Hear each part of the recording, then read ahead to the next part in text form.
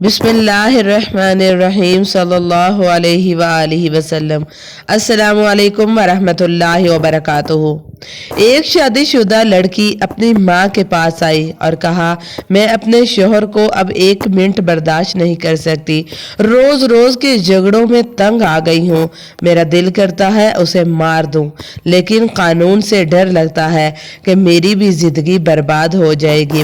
ماں نے کہا، یہ کوئی ایسا مسئلہ نہیں، میں تمہیں ایک دوا دیتی ہوں، یہ آہستہ آہستہ کام کرتی ہے اور 1 ماہ میں وہ مر جائے گا۔ روزانہ اسے تھوڑا تھوڑا کھانے میں دے دینا، بس کھانا لذیذ بنانا کہ اسے شک نہ ہو۔ لڑکی خوش ہو گئی۔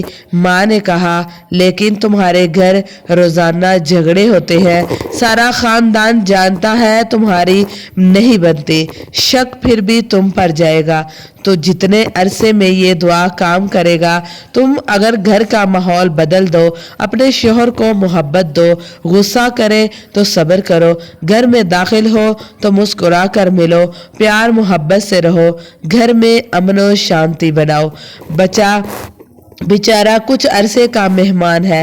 اب 2 ہفتے بعد لڑکی آئی تو کہنے لگی، امی وہ بالکل بدل گئے ہیں، اب مجھ سے بے انتہا محبت اور عزت کرتے ہیں، میں ان سے اب بہت خوش ہوں، میں چاہتی ہوں اب انہیں کچھ نہ ہو، اب وہ میرے سب کچھ ہیں، میرے سر کے تاج ہیں، پلیز آپ کچھ ایسی چیز دیں کہ جو دوائی میں نے انہیں 4 دن دی ہے اس کا اثر ختم ہو جائے۔ اس کی ماں کہنے لگی، بیٹا وہ کوئی غلط دوائی نہیں تھی، بس جھگڑا ختم کرنے کا ایک چورن تھا۔ میرے پیارے بھائیوں اور بہنوں، اگر اللہ نہ کرے کسی کے گھر میں نا اتفاقی یا جھگڑا ہے تو پیار اور محبت اور صبر سے ختم کیا جا سکتا ہے۔